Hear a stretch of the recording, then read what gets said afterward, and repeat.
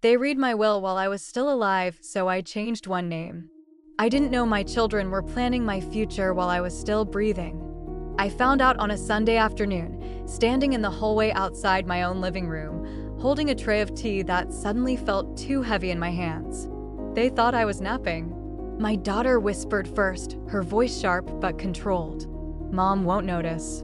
She barely remembers what day it is." My son laughed quietly. "Just don't touch the jewelry yet. That'll cause problems." Jewelry. They were dividing my belongings like I was already gone. I stood there longer than I should have, listening as they discussed who would get the house, who would take the car, who deserved more because they had done more for me. No one mentioned love. No one mentioned care. Only entitlement. I walked back to my bedroom without making a sound. I sat on the edge of the bed and stared at my hands, the same hands that had packed their lunches, wiped their tears, and signed every school form they ever needed. And in that moment, something very quiet inside me hardened. I didn't confront them. I didn't cry. I didn't ask why. Because I had learned something important in my 72 years. When people show you who they are, arguing only gives them more time to hide it. I became invisible on purpose. At dinner that night, I smiled softly and listened as they spoke louder than necessary, repeating themselves, correcting me when I didn't need correcting. "Mom, remember? We talked about this." "Yes, Mom, you already asked that." I hadn't, but I nodded anyway. I let them believe the story they wanted to tell themselves. That I was fading, that I was confused, that I was no longer paying attention.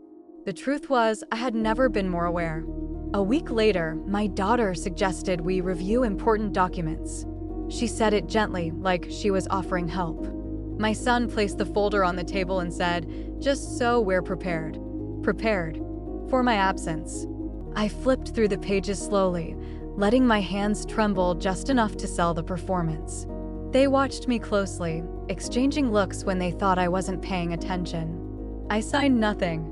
I only said, "I'll think about it." They looked relieved. They mistook delay for weakness. That night, I went into the closet and pulled out the box my husband told me never to forget. Inside were papers I hadn't touched in years. A will, a trust, and a letter written in his handwriting, steady and careful. He had known. Not about this moment exactly, but about people. About how kindness can be mistaken for access. About how age makes others impatient. The trust was clear. It didn't reward obedience. It protected dignity. And it contained one clause my children had never bothered to understand. If beneficiaries attempted to pressure, manipulate, or pre-claim inheritance while I was alive, their names could be altered without notice. No arguments. No explanations. Just action. I slept better that night than I had in months. The next morning, I called my lawyer. I didn't explain emotionally. I explained factually. They're planning my estate while I'm still here. He didn't sound surprised. We met quietly. No family. No confrontation. Just ink, paper, and clarity. I removed one name. Not both. Just one. The child who laughed while discussing my jewelry. The child who said I wouldn't notice. The change was legal. Immediate. Final. Weeks passed. Nothing changed on the surface. I continued making tea, folding laundry, smiling at dinners. They grew bolder. My daughter started referring to the house as ours.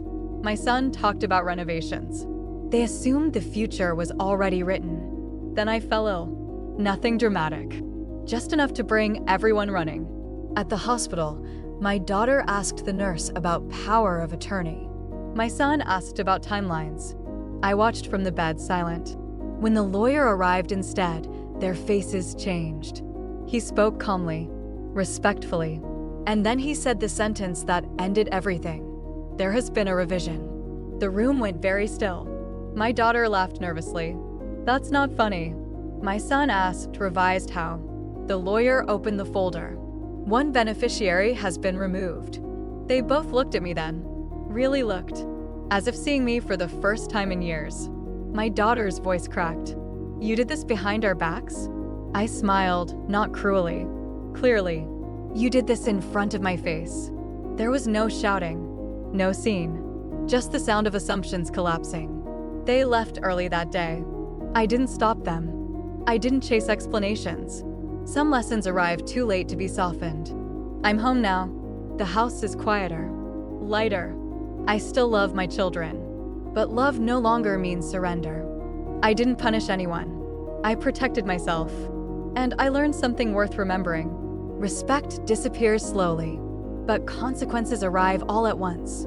If you're listening to this and recognizing someone you love or yourself, know this. Silence doesn't mean weakness. Sometimes it means preparation. And when a grandmother finally speaks, the truth has nowhere left to hide.